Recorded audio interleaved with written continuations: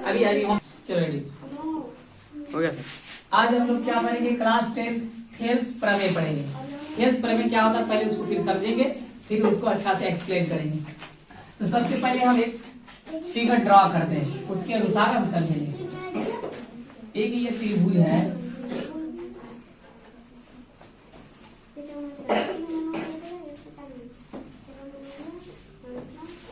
ये एक त्रिभुज है, नाम लेते हैं इसका ABC। क्लास 10th का थेल्स प्रमेय जो कि बहुत इंपॉर्टेंट है, इसको हम लोग आज डिस्कस करेंगे। तो स्टेटमेंट क्या कहेगा? बोलेगा ABC यानी कोई एक त्रिभुज है। त्रिभुज है तो त्रिभुज में कितने भुजा होते हैं? 1 2 3 भुजा होते हैं। तो बोलेगा त्रिभुज के किसी एक भुजा, या फिर ये भुजा हो सकता है, ये हो सकता है, ये हो सकता है, तीनों में से कोई भी हो सकता है। बोलेगा त्रिभुज के किसी एक भुजे के समांतर एक रेखा खींची जाए। तो हो सकता है इसके समांतर हम यहाँ खींच दे, इसके समांतर यहाँ खींच दे, या फिर किसी के भी समांतर कर सकते हैं। तो हम क्या करें? इसके समांतर का मतलब होता है उसके सीधी रेखा खींच दे। तो इसके समांतर एक रेखा खींच देंगे, खींच दिए। बोला किसी त्रिभुज, कोई त्रिभुज हो गया, किसी त्रिभुज के एक भुजा के समांतर एक रेखा खींची जाए। तो बोलता है तो अन्य दो भुजा, अन्य का मतलब इसको छोड़ के देखो, त्रिभुज में किसी त्रिभुज में 3 भुजा होते हैं। तो एक भुजा तो ये हो गया, इसको छोड़ के अन्य 2 भुजा कौन बचा? ये भुजा और ये बचा। तो अन्य 2 भुजा को समान अनुपात में विभाजित करता है। इसका मतलब ये हुआ कि ये जो त्रिभुज हुआ, एक बड़ा वाला त्रिभुज, एक छोटा वाला त्रिभुज है। क्या होगा? ये बट्टे ये होगा, या फिर ये बट्टे ये होगा, या फिर ऐसा कह सकते हैं कि ये वाला बट्टे ये वाला होगा, ये वाला बट्टा ये वाला होगा। यही क्या है? इसका स्टेटमेंट है। अब स्टेटमेंट को हम लिखेंगे, एक बार फिर से समझ लो। क्या कहेगा? कोई त्रिभुज ABC है मान लो, या किसी त्रिभुज के एक भुजा के समांतर एक रेखा खींची जाए तो अन्य भुजाओं को समान अनुपात में विभाजित करता है। ये मेरा स्टेटमेंट है। अब स्टेटमेंट को हम लिख रहे हैं। तो स्टेटमेंट क्या कहेगा? यदि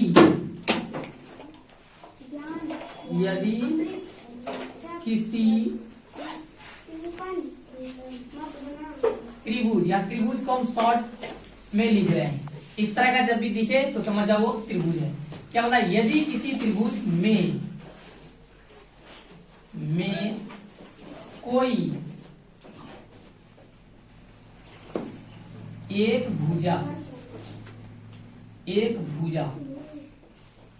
भुजा को साइड भी कहते हैं। यदि किसी त्रिभुज में कोई एक भुजा के समांतर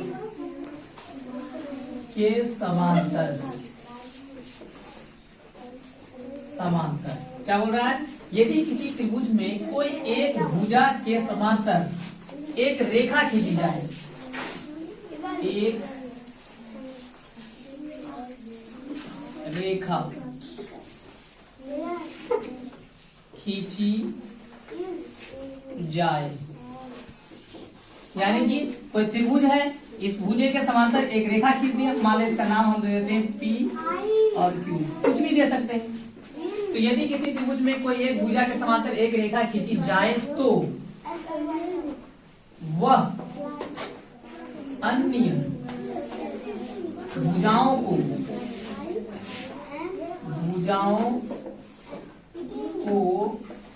समान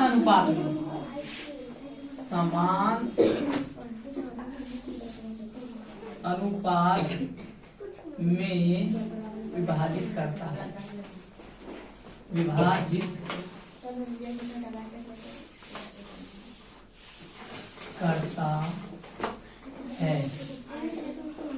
ये मेरा क्या है? स्टेटमेंट यानी कथन है। अब इसको हम लोग को प्रूव करना है। थेल्स थ्योरम में यही, यदि आपको क्वेश्चन एग्जाम में पूछेगा तो आपको ऐसा नहीं बोलेगा कि थेल्स थ्योरम को सिद्ध करे, आपको डायरेक्ट ये स्टेटमेंट दे देगा। बोलेगा किसी त्रिभुज में एक भुजा के समांतर एक रेखा खींची जाए तो अन्य का भुजा को, इस भुजा को छोड़ के कौन बचा? ये बचा, तो अन्य भुजा को समान अनुपात में विभाजित करेगा। तो इसी को हम लोग को प्रूव करना है। तो ये तो मेरा स्टेटमेंट था, ये आपको क्वेश्चन में दिया रहेगा। ये आपको याद समझ लेना है, तो याद नहीं करना है, समझ लेना अच्छा से। ये आपको क्या क्वेश्चन में दिया रहेगा। अब इसको क्या करना है? हम लोग को सॉल्व करना है। तो क्या करेंगे हम लोग? याद रखना है, जब भी प्रमेय को सिद्ध करना है प्रमेय को सिद्ध करने के लिए हम लोग को सबसे पहला काम क्या करना है? सबसे पहला काम देखिए, ये त्रिभुज दिया हुआ हम लोग को नहीं रहता है, तो त्रिभुज दिया हुआ नहीं रहता तो हम लोग को मान लेना है कि ये त्रिभुज है। तो सबसे पहला काम करना है, 1 नंबर में करना है। 1 नंबर में क्या करना है? 1 नंबर में कल्पना। कल्पना का मतलब होता है कि मान लेना। सबसे पहले हम लोग करेंगे कल्पना। कल्पना किया मतलब मान लिया हम लोगों ने। क्या माना?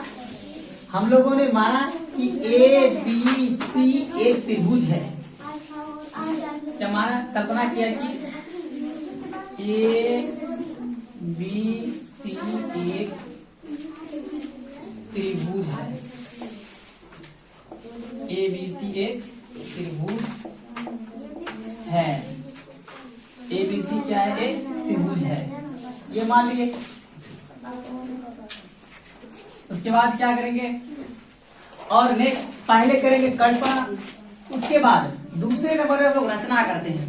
रचना का मतलब ऐसी चीज रचना में लाते हैं जो इसमें नहीं दिया हुआ, क्वेश्चन में नहीं दिया हुआ। ये सारी चीजें क्वेश्चन में दिया हुआ है कि एक भुजा के समांतर एक रेखा खींची है, तो ये सारी चीज दिया हुआ है, इसको रचना में नहीं करेंगे। रचना में अभी जो हम लोग को जरूरत पड़ेगा उसको करेंगे। तो क्या है कि कल्पना किया कि ए बी सी एक त्रिभुज है जिसमें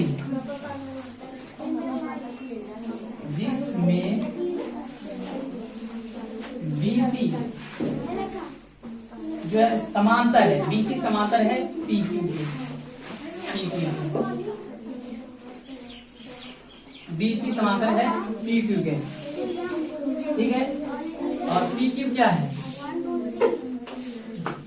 जहां PQ एक रेखाखंड है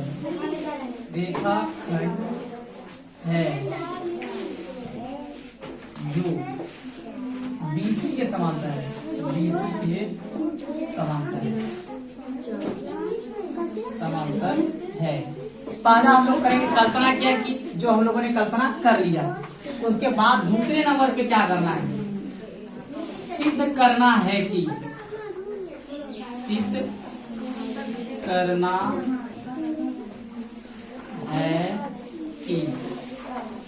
इसका मतलब क्या हुआ? सिद्ध करना है कि का मतलब ये हुआ कि आपको सिद्ध क्या करना है, आपको प्रूफ क्या करना है, उसी को सिद्ध करना है कि कहते हैं। तो आपको समझना है या प्रूफ क्या करना है। तो क्वेश्चन में ऑलरेडी दिया हुआ है कि बोला यदि किसी त्रिभुज में कोई एक भुजा के समांतर एक रेखा खींची जाए तो वह अन्य भुजाओं को समान अनुपात में विभाजित करेगा। मतलब ये बटा ये बटा ये हमको प्रूफ करना है। यानी कि क्या प्रूफ करना है? हमको सिद्ध करना है कि ए पी यहाँ पर जरूरी नहीं कि आप पी क्यू ही माने, हो सकता है आप एम एन माने, एक्स वाई माने, कुछ भी मान सकते हैं, लेकिन हम यहाँ पी क्यू माने हैं तो हम जो माने उसी के अनुसार चलेंगे। तो हम क्या माने हैं? हम ए पी हम लिखेंगे ए पी बटा पी बी या बी पी कर सकते हैं, तो पी बी हम लिख रहे हैं बराबर ए क्यू बटे क्यू सी, ए क्यू बटे क्यू सी। इसको हमें सिद्ध करना है, इसको प्रूव करना है। तो अब ये तो मेरा पहला हम क्या बोलेंगे? सबसे पहले कल्पना करना लिखना है, मतलब कल्पना कि क्या कल्पना की चीज नहीं किया तो कल्पना में लिख लेंगे। और दूसरा नंबर में क्या करना? सिद्ध करना है। हमें सिद्ध क्या करना है? तो जो सिद्ध करना वो लिखिए। अब तीसरा नंबर में क्या लिखना है? रचना। रचना क्या होता है? ऐसी चीजें जो यहाँ नहीं दिया हुआ हम लोग अपने मन से अपने सहूलियत के लिए करते हैं। तो हम लोग क्या रचना करेंगे? हम लोग को प्रूव करा तो हम लोग क्या रचना में करेंगे? हम लोग यहाँ से एक लंब डाल लेंगे, ऐसे करेंगे, ऐसे एक लंब डाल लेंगे, यहाँ एक लंब डालेंगे, उसी प्रकार एक लंब यहाँ डालेंगे। लंब का मतलब होता है किसी एक पॉइंट से सीधे लाइन खींच देना, उसी को लंब कहते हैं। हमने पी से एक लंब डाल दिया, यहाँ क्यू से एक लंब डाल दिया, इसका नाम देना पड़ेगा। तो हम कुछ नाम दे दे रहे हैं, मान लीजिए ये एम है और ये एन है। तो रचना में हम क्या लिखेंगे? हम रचना में लिखेंगे कि क्यू एन लंब डाले। तो ये लंब है, तो लंब कहाँ पर डाले? तो ए पी पर डाले। क्या है? एम क्यू एक लंब है, तो कहाँ पर लंब है? ये इस वाले लाइन पर है। इस वाले लाइन का नाम क्या है? पी ए या ए पी नाम है। तो रचना में हम लिखेंगे कि क्यू एन इस तरह का साइन रहता है जिसको लंब कहते हैं। तो क्यू एम लंब डाले, कहां पर डाले भाई? तो ए पी पर डाले, तो ए पी पर डाले। तो उसी प्रकार इधर भी किए हैं, तो सेम चीज लिखेंगे, तथा, या तथा लिख दो इसे, तथा पी एन लंब डाले, किस पर डाले हैं? पी एन वाला, तो ए क्यू पर डाले, तो यहाँ लिख देंगे ए क्यू। तो हम क्या बताएं, सबसे पहला काम करना है कल्पना किया गया। कल्पना में जो चीज हम लोग को नहीं दिया रहता है उसको मान लेते हैं, ये ऐसा नहीं दिया होता हम लोग मान लिए। दूसरे नंबर पे हम लोग क्या सिद्ध करना है कि उसको प्रूव क्या करना था, उसको हम लिख लिए। अब तीसरा नंबर पे रचना, जो हम लोग एक्स्ट्रा किए उसको रचना में लिख दिया। अब चौथा नंबर क्या करेंगे? चौथा में लिखेंगे प्रमाण। अब प्रमाण क्या होता है? यानी कि आपको प्रूफ देना है। तुम जो ये करने जा रहे हो तो प्रूफ चाहिए, कोई भी चीज करने के लिए प्रूफ दिखाना पड़ेगा ना, अपने मन से कहने से नहीं चलेगा, तो हम लोग को प्रूफ देना पड़ेगा। अब हम लोग देने जा रहे हैं उसको प्रूफ, यानी प्रमाण देने जा रहे हैं। तो क्या करेंगे हम लोग? क्या जब भी ये सब प्रूफ करना है, हम लोग को देखना है करना क्या है। हम लोग को ए पी बटे पी भी चाहिए, मतलब ये वाला बटे ये वाला चाहिए। क्या करेंगे जो ऐसा मेरा हो सकता है? तो हम क्या करेंगे? देखो, हम यहाँ एक त्रिभुज बन रहा है ए पी क्यू। अच्छा, इसी प्रकार यहाँ भी एक डालना होगा, इस तरह से हम डाल देंगे, यहाँ इसी को मिला देंगे, इस तरह से इसको भी हम मिला देंगे। ठीक है, ये रचना में और एक बात लिख सकते हो कि क्यू बी तथा पी सी को भी मिलाया। हाँ, रचना क्यू बी तथा पीसी को मिलाया, ये हम लोग लिख दिए। ठीक है, प्रमाण में हम क्या करेंगे? यहाँ पर ए पी क्यू त्रिभुज मिलेंगे, त्रिभुज ए पी क्यू में। आपको पता होना चाहिए किसी भी त्रिभुज का क्षेत्रफल क्या होता है? 1/2 गुना आधार गुना ऊंचाई होता है। इसी का हम यहाँ यूज करने वाले हैं, आपको यहाँ समझना पड़ेगा। तो त्रिभुज ए पी क्यू कहाँ है? ए पी क्यू यहाँ पर है, तो हम लिखेंगे त्रिभुज ए पी क्यू में लिखेंगे त्रिभुज ए पी क्यू का क्षेत्रफल क्या होगा? क्षेत्रफल तो हम लोग को पता है किसी भी त्रिभुज का क्षेत्रफल होता है 1/2, यानी कि आधा देंगे, गुना करेंगे आधार। तो इस वाले त्रिभुज में आधार क्या है? ए पी आधार है। क्या है? A P. देखो, हमको ए पी लाना भी है, इसीलिए हम ऐसा कर रहे हैं। हम ऐसा क्यों कर रहे हैं? क्योंकि हमको ए पी लाना है। तो हम लिखेंगे आधार, आधार क्या हो गया? ए पी है, ए पी गुना ऊंचाई। ऊंचाई आपको पता होना चाहिए, किसी भी त्रिभुज के जो सबसे ऊंचा पॉइंट है, सबसे ऊंचा पॉइंट है, यहाँ से सीधे जो नीचे में लंब डालेंगे तो वो होता है ऊंचाई। मेरा ऊंचाई हो जाएगा क्यू एम, ये हो जाएगा मेरा ऊंचाई। इसको हम समीकरण 1 मान लेंगे। ठीक है, एक क्या हो गया? ए पी क्यू में ले लिए, त्रिभुज ए पी क्यू में। तो मेरा अभी तो ये निकला, फिर बटे ये भी तो चाहिए। अब इस वाला हमको कहाँ से मिलेगा? इस वाले त्रिभुज से मिलेगा। ये वाला तो यहाँ से मिल गया, अब ये वाला कहाँ से मिलेगा? इस वाले त्रिभुज से मिलेगा। तो अब फिर इस वाले त्रिभुज मिलेंगे। अब ले जाएंगे,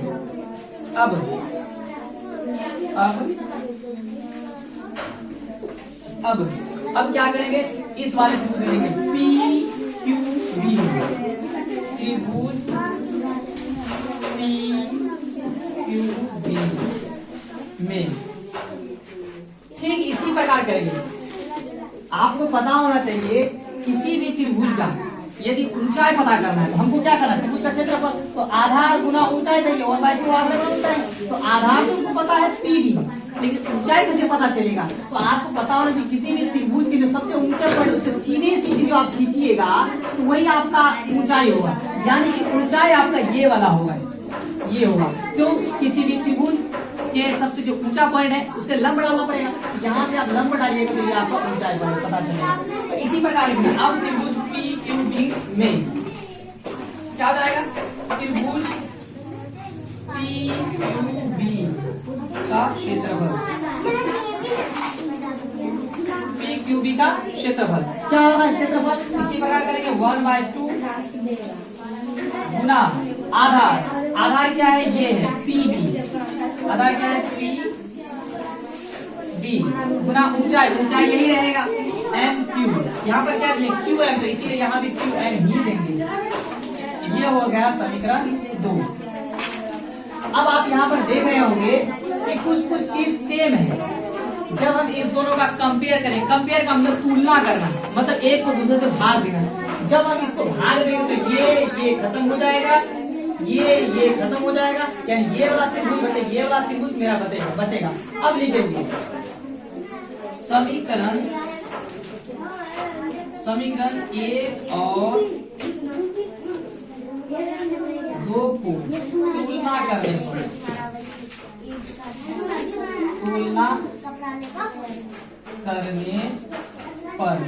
तुलना करने का मतलब ये हुआ कि पहले वाले समीकरण में से दूसरे वाले समीकरण को भाग देंगे। तो ये आप ध्यान दीजिए, यहाँ भाग देंगे तो भाग देंगे तो क्या होगा, पहले वाले त्रिभुज, पहले वाले का क्या है तो त्रिभुज है, त्रिभुज कहाँ पे था पहला, यहाँ त्रिभुज ए पी क्यू का क्षेत्रफल हो जाएगा। तुलना का मतलब भाग दे रहे हैं तो बटे करेंगे किसका क्षेत्रफल। अब एक यहाँ था, दूसरा यहाँ था, त्रिभुज क्या है पी क्यू बी का क्षेत्रफल, पी क्यू बी का क्षेत्रफल, ठीक है। उसी प्रकार आप जब भाग देंगे तो ये वाला सेम चीज है, ये से ये कट जाएगा, ये से ये कट जाएगा, सिर्फ मेरे पास क्या बचेगा ए पी बटे पी भी बचेगा, बराबर ए पी बटे पी। देखिए यहाँ हमको पूरे लिखने की जरूरत नहीं है, आपको ये समझना पड़ेगा, ये समझना पड़ेगा। जब एक चीज को दूसरे से भाग देंगे पूरा पूरी सेम है तो भाग खा जाएगा, पूरा पूरी सेम है तो कट जाएगा जी। उसी प्रकार यहाँ क्यू बटे क्यू एम करेंगे तो पूरा सेम चीज है तो कट जाएगा। जो कट जाएगा हम उसको नहीं लिख रहे हैं, जो नहीं कटेगा वो हम उसको लिख दे। तो ये मेरा बचा, तो इसको भी समीकरण एक नेक्स्ट समीकरण 3 मान लेते हैं। इधर देखो हमको क्या करना था, ए पी बटे पी डी करना था, मेरा पास ए पी बटे पी डी तो आ चुका है। अब हमको क्या चाहिए ए क्यू बटे क्यू सी, यानी कि हम अभी इधर लिए हैं तो मेरा ये आ चुका है। अब उसी प्रकार उधर भी लेंगे तो ये आ जाएगा, फिर दोनों का आपस में कंपेयर करेंगे तो काम हो जाएगा। तो यहाँ तक हो गया। अब आगे वाले स्लाइड में आगे देखेंगे क्या आगे देखेंगे। अब यहाँ तक हो चुका है, यहाँ समीकरण इसको 3 वाले। अब इसी चीज को आगे देखेंगे, इस तरफ ये तो हम लोग को क्या आ गया। अब देखो एक चीज आपको याद रखना पड़ेगा, इतने सारे चीज किए, सेम चीज हम उधर करने वाले हैं। जब सेम चीज करते हैं तो डायरेक्ट हम लिख देते हैं इसी प्रकार, एक चीज को बार बार करने की जरूरत नहीं है। यहाँ पर इतने सारे चीज किए तो उसी प्रकार हम डायरेक्ट लिखेंगे इसी प्रकार, इस तरफ इतने सारे चीज करेंगे इधर भी होगा तो हम डायरेक्ट लिख सकते हैं। क्या करेंगे हम डायरेक्ट लिखेंगे, यहाँ पर लिखते हैं। अब यहाँ पर हम लिखेंगे डायरेक्ट इसी प्रकार लिखेंगे, इसी प्रकार, इसी प्रकार। इसी प्रकार का मतलब ये हुआ जिस तरह से हम आगे किए हैं उसी प्रकार यहाँ करेंगे तो इसी प्रकार क्या होगा, इसी प्रकार। अब देखो ये वाले में हो चुका है, इधर वाले में हो चुका है। उसी पर फिर ए पी क्यू में त्रिभुज ए पी क्यू का क्षेत्रफल करेंगे। तो अब इधर वाला नहीं लेंगे, इधर वाले लेंगे। क्या होगा, आधार क्या हो गया, ए क्यू हो गया, आधार तो 1/2 आधार, आधार क्या है ए और क्यू है तो आधार ए क्यू गुना ऊंचाई। तो ऊंचाई आपको कैसे बताएं, तो यहाँ पर लंब है, हम क्या बताएं जो सबसे ऊंचा बिंदु है उसी पे लंब डालेंगे, उसी को क्या कहते हैं ऊंचाई कहते हैं। तो यहाँ वाला ऊंचाई लेंगे हम, यहाँ पर लंब डालेंगे, ऊंचाई क्या हो जाएगा पी एन हो जाएगा, ऊंचाई आ जाएगा पी एन। ये मेरा ऊंचाई हो गया, ठीक है। इसको भी समीकरण मान लेते हैं, कुछ क्या तक माने समीकरण 3, इसको मान लेते समीकरण 4।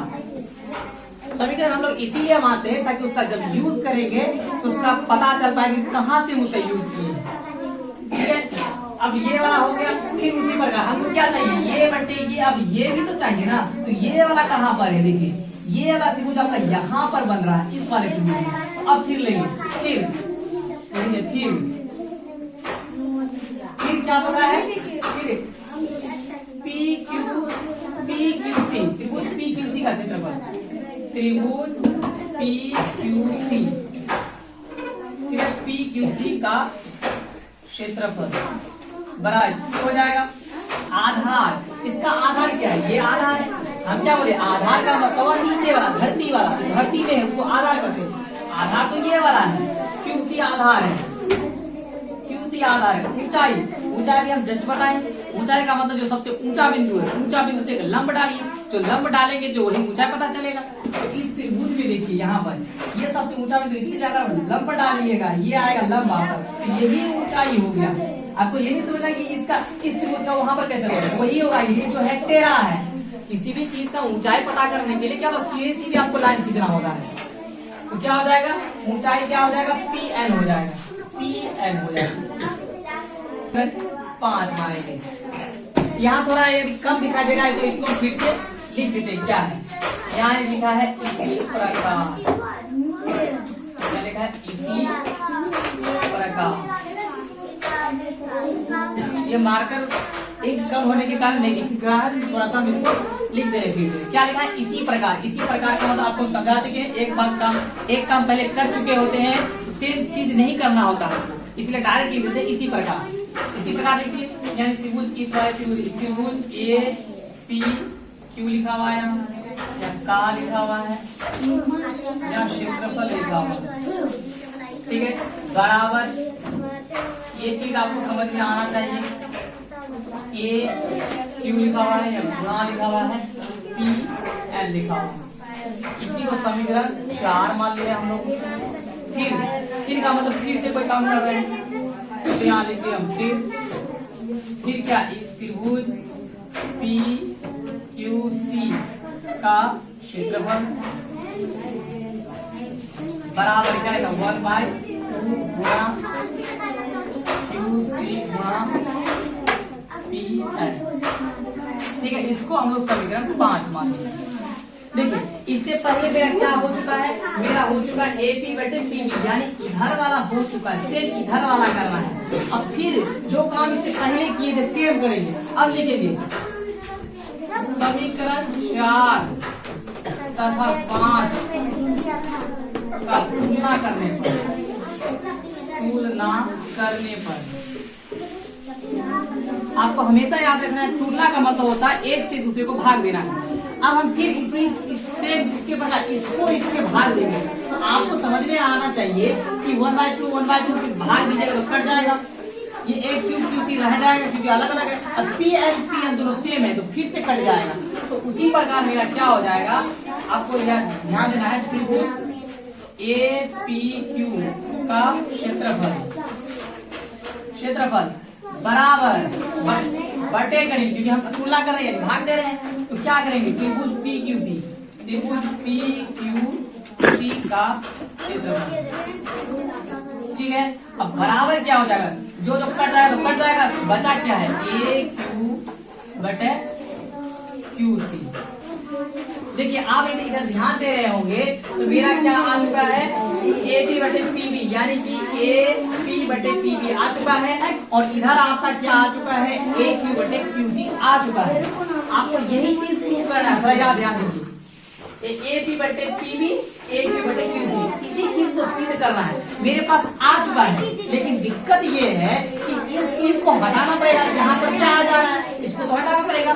फिर हम क्या करेंगे? इसको भी समीकरण मान लेंगे, हम इसको समीकरण 6 मान लेंगे। अब इस वाले में ध्यान दीजिए, यहाँ पर ये है, यानी इस वाले किसी तरह से इधर वाला और इधर वाला कट जाएगा तब मेरा सेम आ जाएगा।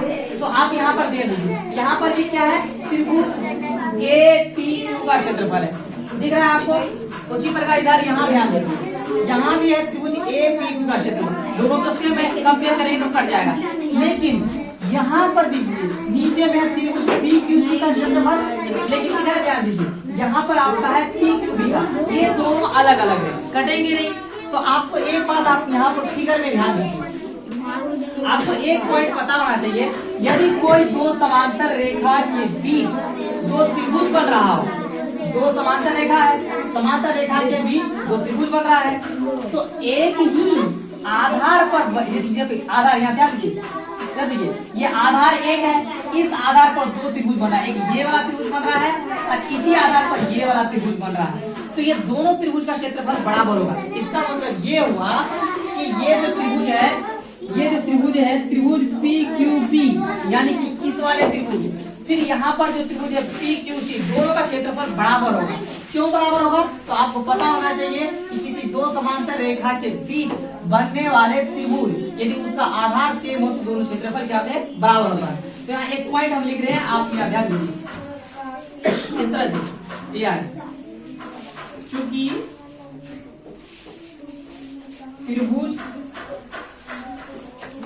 PQB तथा त्रिभुज PQC दो समांतर रेखा के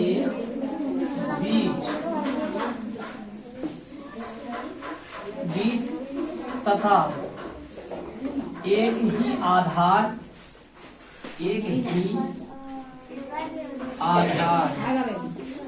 वाले दो त्रिभुज है। क्या यहाँ लिखा? आप इस चीज को समझिए कि त्रिभुज PQB तथा PQC जो है दो समांतर रेखा, यहाँ पर देखिए दो समांतर रेखा है, एक समांतर रेखा ये, एक समांतर रेखा ये के बीच, उसके बीच है, तथा एक ही आधार, यानी कि एक ही आधार, ये दोनों त्रिभुज का जो है आधार एक ही है, एक ही आधार वाले दो त्रिभुज है। इसका मतलब त्रिभुज होता है, त्रिभुज है तो क्या होगा? तो जो है त्रिभुज PQB का जो क्षेत्रफल है वो बराबर होगा, किसका होगा? त्रिभुज PQC के क्षेत्रफल का। यानी कि अब हम लोग ये समझे कि PQC के जगह PQB लिख सकते हैं या PQB के जगह PQC लिख सकते हैं। अब आप देखिएगा, इससे पहले वाले समीकरण में ऊपर वाला तो सेम था, अब नीचे वाला भी सेम हो गया। इसका मतलब हम क्या ले सकते हैं? इसका मतलब हम ऐसा ले सकते हैं कि त्रिभुज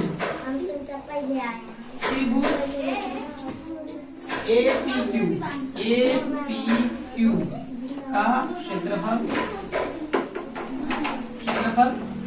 बटे त्रिभुज PQB